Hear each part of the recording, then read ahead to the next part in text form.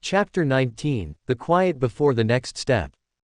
The morning sun cast long rays across the west side, warming the stone steps of the church where Micah sat, and for the first time since this journey began he felt no spiritual weight pressing on his chest, only a soft expectancy like the pause before a conductor lifts his hands. Pastor Daniels moved quietly around the sanctuary, preparing for the day, humming an old worship song that echoed faintly against the walls. Micah found himself drawn back into prayer, not out of crisis, but out of gratitude, thanking God for the peace spreading through the city. As he prayed, a verse rose gently within him, Proverbs chapter 3 verse 6, reminding him to acknowledge God in all his ways so that his paths would be directed. The peaceful moment felt like a gift, a breath between battles, and Micah cherished it, unaware that this calm was leading him directly into the next revelation. Chapter 20, The Message in the Market. Later that afternoon, Micah visited the small outdoor market on North Avenue where the community often gathered, and Mrs. Alvarez waved him over from her booth of handmade soaps, greeting him with the warmth of someone who had long adopted him in her heart. As they spoke, an elderly man approached, his steps slow but deliberate, carrying a cane carved with intricate symbols Micah did not recognize.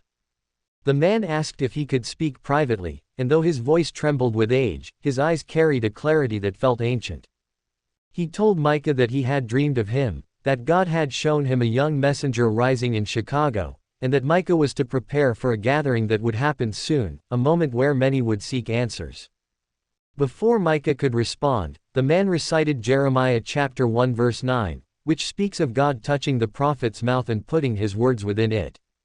Then, as quickly as he had appeared, the man disappeared back into the crowd, leaving Micah standing still, heart pounding with the weight of the message. Chapter 21, The Gathering.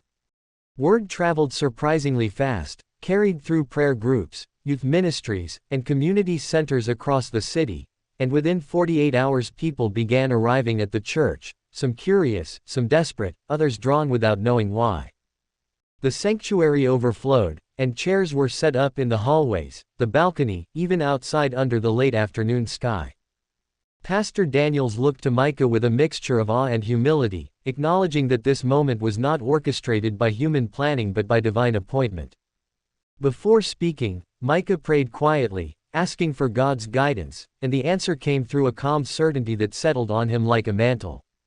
When he stepped forward, the room hushed, and he shared not his own wisdom, but words God placed on his heart, reminding them of 2 Chronicles chapter 7 verse 14, calling people to humility, prayer, and seeking God's face. The atmosphere shifted, thickening with peace and conviction, and many began to pray aloud, voices rising like a united cry from every corner of Chicago. Chapter 22, The Shift in the Spirit. As the gathering continued, something unseen yet unmistakable moved through the sanctuary and into the streets surrounding the church. People walking past paused mid-step, feeling the pull of something holy, and some entered without knowing why. Inside, Micah felt a surge of light radiating through him, not painful, but powerful, and he dropped to his knees as tears filled his eyes. Sister Amari gently placed a hand on his back, praying in agreement as she sensed the Holy Spirit moving in a way she had only read about in accounts of past revivals. A group from the south side knelt together, asking God to break generational cycles, while others prayed for healing, reconciliation, and restoration. Someone began singing softly, an unplanned hymn that spread naturally until the whole room joined in. Micah lifted his head, sensing a spiritual veil tearing, and a verse formed on his lips, Acts chapter 2 verse 17, declaring that God would pour out his Spirit on all flesh. The sense of divine nearness grew so intense that even Pastor Daniels wept openly. Chapter 23, The City Responds. Over the next few days, reports surfaced across Chicago that mirrored what had occurred during the earlier shift, but now on an even larger scale. Neighbors reconciled after years of silence, violence dropped unusually low in troubled neighborhoods, and community leaders spoke openly about a renewed hope they could not fully explain. Some news anchors mentioned the gathering at the church, though they struggled to describe what had happened there.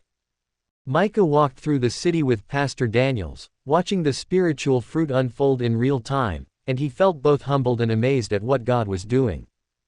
Daniels told him that revival was never about one person, but about God touching hearts collectively, and he quoted Psalm 133 verse 1, which speaks of the goodness and pleasantness of brethren dwelling together in unity. Micah nodded thoughtfully, knowing the city was changing, not by force, but by invitation, and that invitation had come from heaven itself. Chapter 24, The Confirmation of Purpose.